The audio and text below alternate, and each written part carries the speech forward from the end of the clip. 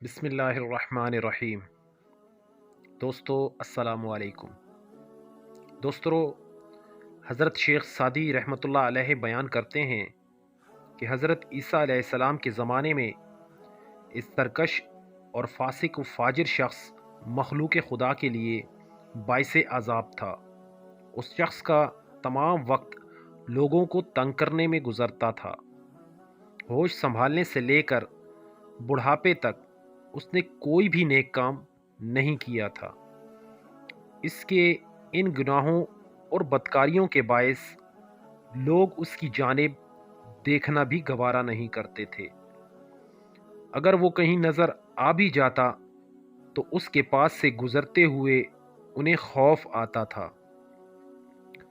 हज़रत ईसा अलैहिस्सलाम एक दिन जंगल से बस्ती की जानिब आए तो उस ज़माने का एक आबिद व ज़ाहिद शख्स अपने बाला खाने से उतरकर आप अलैहिस्सलाम की खिदमत में हाजिर हुआ और निहायत अकीदत के साथ आप अलैहिस्सलाम के पाँव चूमे।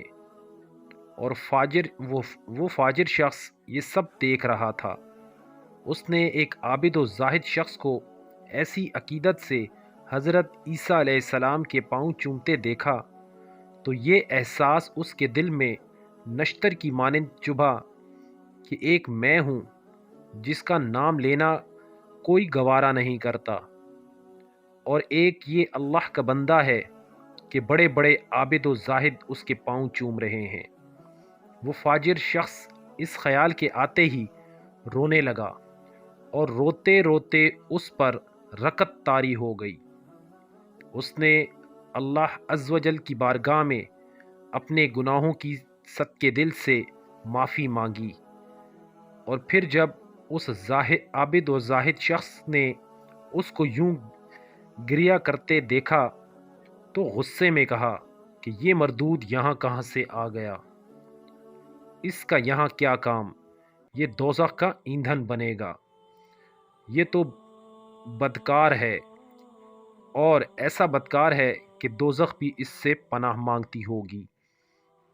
उस आबिद व ज़ाहिद शख्स ने ये ख्याल करते हुए दुआ मांगी कि ए अल्लाह, मेरा अंजाम इस मरदूद के साथ न करना। जिस वक्त वो आबिद व ज़ाहिद दुआ मांग रहा था, अल्लाह अज़्ज़वजल ने हज़रत ईसा अलैहिस्सलाम की जानिब वही की कि वो गुनहगार अपने गुनाहों पर नादिम होने की वजह से बख्श दिया गया है और जन्नत का हकदार हो गया। जो हमारे दरवाज़े पर आजिज़ बनकर आए, हम उसे मायूस नहीं करते। हमने दोनों की दुआ कबूल कर ली।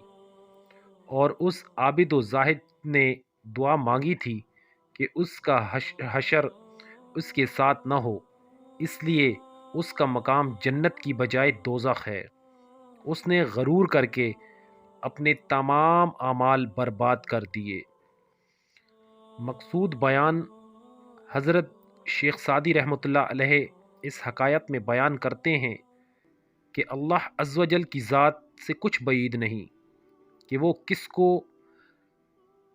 किस वक्त एक गुनाहगार को तौबा की तौफीक अता फरमा दे और किसी मुत्तकी और परहेज़गार को अपनी बारगाह में ज़लील व ख्वार कर दे। अल्लाह अज़्ज़वजल की बारगाह में हमेशा इस्तिकामत की दुआ करनी चाहिए और हमेशा उसकी रहमत का उम्मीदवार रहना चाहिए। अगर कोई गुनाहगार नज़र आए तो उसके गुनाहों के बजाय ख़ुद पर नज़र दौड़ानी चाहिए और अपने एहतिसाब करना चाहिए कि कहीं बातिन में वो इससे ज़्यादा गुनाहगार तो नहीं। और मुतकब्बिरों को अल्लाह अज़्ज़वजल पसंद नहीं करता।